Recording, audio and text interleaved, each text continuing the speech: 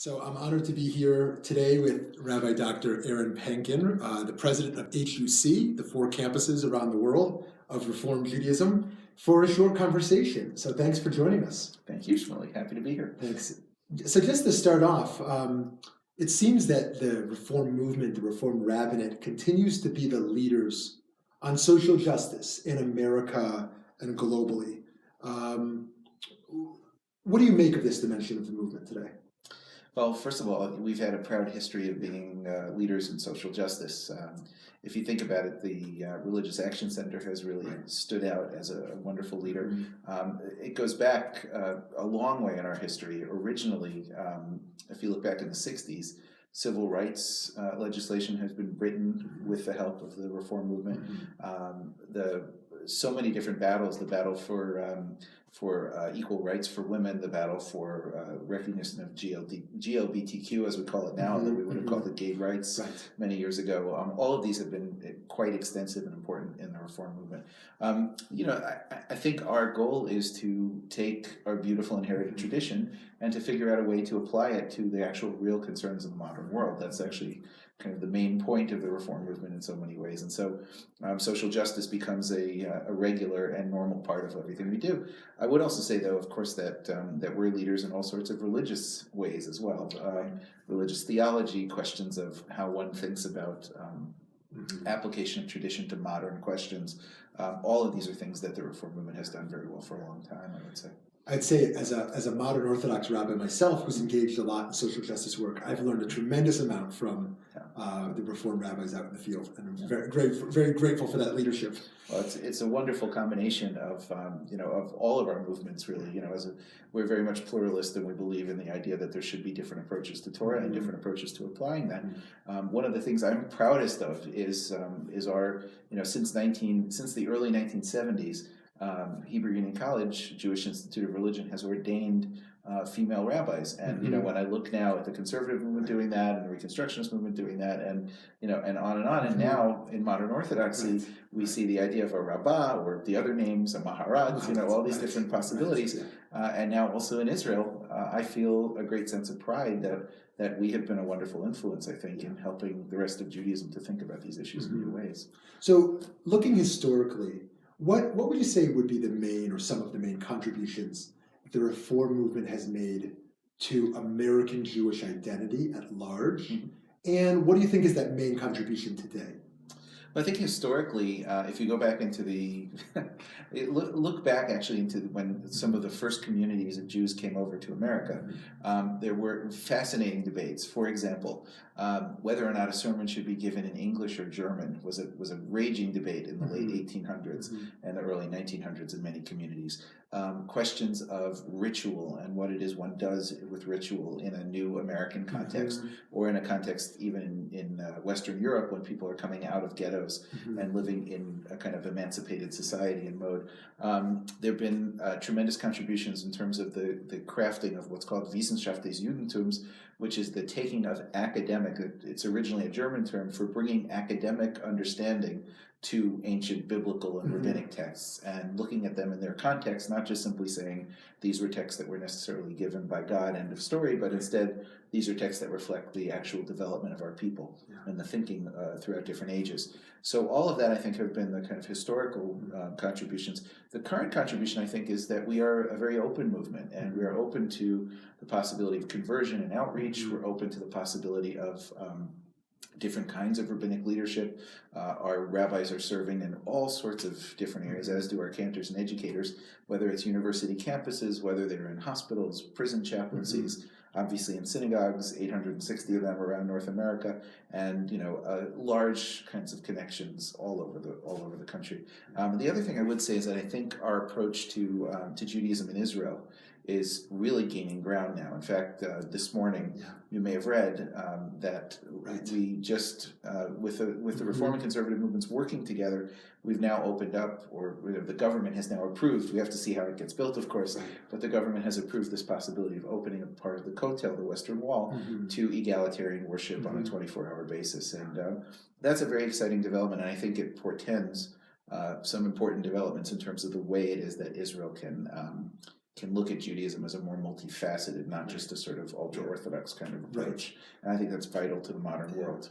You know, one of my dreams is that we actually fight for one another, even in the spheres where we disagree. Yeah. I'm personally most comfortable praying in a men's section. My wife is most comfortable in a women's section, but I'm a huge advocate for the mixed space, that it's crucial for global Jewish life.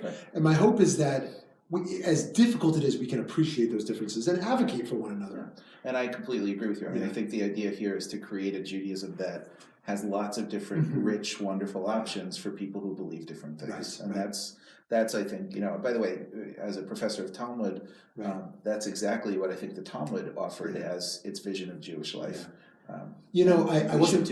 I wasn't planning to ask you this, but given this last week, we lost one of the greatest Reformed theologians of the 20th and I guess 21st century, Rabbi Eugene Burrows. I wonder if you might reflect for just a minute, if that's even possible, on some of the intellectual contribution he made. Yeah, very difficult to sum that up in a brief time. Eugene Burrows was my teacher. I studied with him in a number of classes.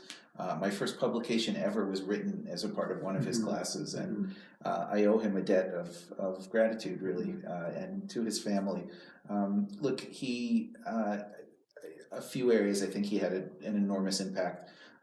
First impact I would say is that he thought about what covenant means for North American Jews and in the Reform movement, not from a kind of not necessarily from a perspective of believing in a covenant that was sealed once at Mount Sinai and was done, but actually in the idea of a kind of progressive revelation, the sense that God is continuing to speak with us, that it's our job actually to renew the covenant on a constant basis, and that there's evolution in that, and even revolution at times, but ultimately that it's an ongoing communication, an ongoing understanding between God and the Jewish people. He was an extraordinary teacher, an extraordinary scholar. His other contributions, I think, I'll give you just one simple example, I think, that sums it up, really, of what kind of person he was.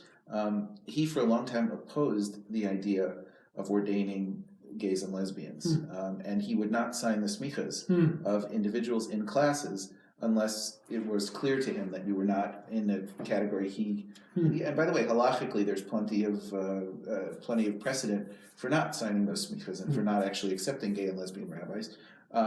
What was interesting was, at some point, I think about 5 or 10 years ago, he, in a very public way, changed his mind, and he actually signed the smicha of one of his former students in front of the entire HEC community in New York. Wow. And what that tells me about him is that he was an extraordinarily ethical person. And when he had come to the conclusion, he didn't sort of just quietly decide to handle it, off in the corner. He made a public statement of what he now believed. And I think, coming out of a generation where gay and lesbian rights were something that were still rather foreign, given where and when he was born, that's an incredibly significant statement on his part, and he thought through every aspect of everything he did.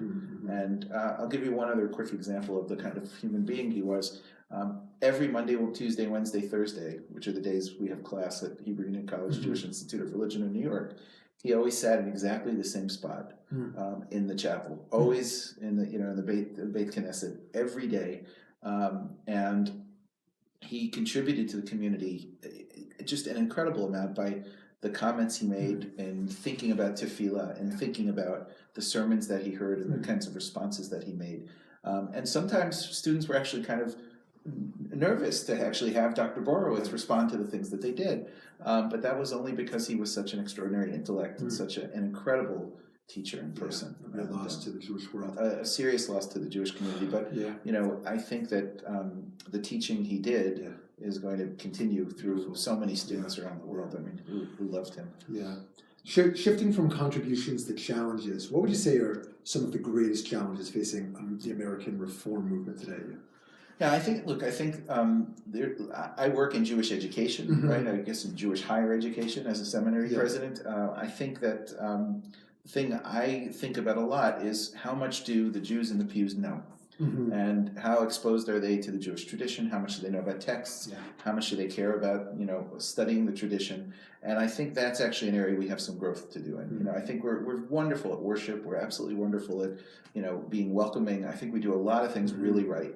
I think what I'd like to see is a kind of ongoing building of the educational qualities of our entire system. And we have a wonderful school of Jewish education in Los Angeles and New York. We're really looking at how it is that the college can become a very important part of motivating kind of the intellectual growth of the movement and the individuals in the movement. So that's an area I think we have some growth to do. I think we're in a moment in North American Jewish history where some congregations in all the movements are doing great new things, and other congregations in the movements are not. And I think that there's a natural kind of organic process that the places that are doing exciting, interesting things are going to continue to grow, and the places that are not will at some point have to kind of reassess and may not survive, frankly. So there's a little bit of a sort of Darwinian process that goes on here, which is not always welcome to the congregations that choose not to change. And so I think that's an interesting challenge, but I think that's a broad challenge, not just in the Reform movement, but really across all the different congregations. And I also think that that coming up, there will continue to be challenges in the relationship between North American Jewry and Israel. I think the growing, unfortunate fundamentalism that is taking place in Israel has tremendous implications for the relationship. I'm pleased to see what the Israeli government's doing. On the other hand, I'm still concerned there are really a lot of things that need to be dealt with. And the last thing I would say is really a sense of polarization that we find in North American politics and we find in North American Jewry. We should be able, as we are, to sit across a table from people we don't necessarily agree with on everything, and at least have the respect to understand one another and to hear one another's positions. And I think that's a broad challenge for all Jews in North America, for all people in North America, frankly. Yeah, I couldn't agree more.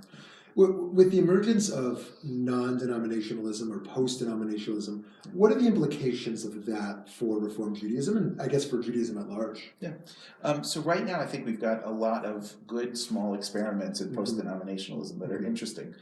In fact, some synagogues that are post-denominational are doing fascinating things that I think we can learn from. And in fact, many of them, in a sort of funnily, are basically our grads and grads from JTS or AJU or other seminaries. So, so it's interesting that that a lot of these new places are really motivated and powered by people who are trained by the movements, right? Yes. So that's kind of interesting to me. And one of the challenges I think we have to be careful of is if we assume that just focusing on the local Jewish community is enough, one of the challenges is who's going to train their leadership and who will actually create the leaders for the next generation. So from my perspective, I think it's very important that we have these kind of denominational and post-denominational kind of experiments going on. I think that's great, but I think it's important not to lose sight of the fact that you need strong central organizations and institutions to be able to train your next generation of leadership. So from my perspective, I think it's it's great to have all these experiments. At the same time,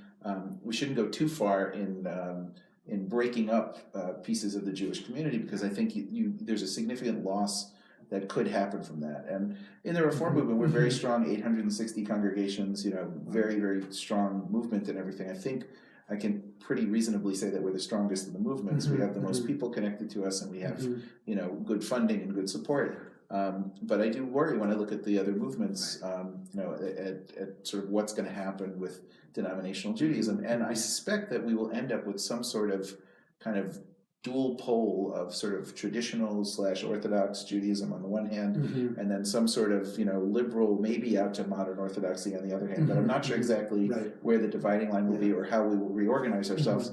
But those are two reasonably thoughtful positions that should be represented in our community. So however that ends up organizing itself, I don't know in 10 or 50 or 100 years what exactly that's going to look like. So you started to touch on it. My last question for you is really, I'm not sure if my question is where would you like it to be or where do you think it will be? But where is the American Reform Jewish movement headed in the next 10, 50 years? So look, I think what's happening in 10 and 50, first of all, 50 years is a very long way. I'm just 51 years old, so I don't even know what 50 more years will look like. But because who would have imagined when I was born, doing this? So look, I think that when I think 10 years ahead, I think what's going to happen is we'll be in a position where, I think Reform Judaism will continue very strongly. We are working on some really exciting projects in terms of intellectual leadership. We're doing something called the Symposium for the first time, which is bringing together hundreds of people with great scholars to talk about what are some of the questions we need to deal with as progressive or reform, conservative, liberal, whatever title we want to use, but as the non-Orthodox part of the Jewish world. We're working on alumni education. We're working on really bolstering a lot of things that are core to the strength of the movement going forward. So I think the reports of the demise of the Reform movement are kind of premature by about 100 years, in my opinion. I think we're going to be around for a long time. Yeah. So the question is, in the next 10 years, I'm excited about raising the educational level. We'll invest a lot in that. I'm excited about also working on new ideas and new positions. What do we stand for? As the Pew study, for example, has talked about the idea that the Jewish world may become more cultural as opposed to religious. So synagogues may need to change in the way they think about themselves. We're thinking about new curriculum so that we train rabbis not for the 1950s but for the 2050s, and thinking about how it is that we look at the role of the rabbi in so many different ways in society. And I have great examples of young rabbis who go out and work for a synagogue, and the synagogue says to them, don't come to work in the building. Go sit in a coffee shop. Go meet people. Third spaces, Yeah, exactly. So there are all sorts of interesting things going on like this. And I think that the creativity, the innovation, the vibrancy of Reform Judaism will continue. There will be certainly other questions to answer. I'll give you just one more to think about. Online communities are incredibly powerful. But they may not be all that deep. So the question is, how do we utilize social media? How do we continue to think about, and there will be new forms of social media that will come up in 10 and 50 years. There'll be new forms of transportation. I mean, you'll get a lot more done because you're riding in a driverless car most of the time. So it's going to be a very, very different world. And Reform has always been very strong at responding to those new changes and kind of thinking about what Judaism should become. I mean, a great question I'll leave you with. So if a driverless car is automatically set up, is driving still forbidden on Shabbat? It's a great question. Probably is, but anyway, it's a fascinating question to think about, and those are the sorts of things that we will be thinking about in the years to come. So thank you, profound wisdom. Thank you so much. And I have to say, having in my early years grown up in Reform temples, I had some of the best leadership who helped guide me. I remain enormously grateful to those rabbis and to the movement. And my father and brother continue to be active in their Reform congregations. And I just wish you so much bracha and success. Thank you, and you too. And I will say that you're a proud product of the Reform movement, and I think our goal is to help Jews become better Jews, and we've certainly done that with you. And I'm very proud of where you've gone. Thank you so much. All the best. Thanks. Thank you.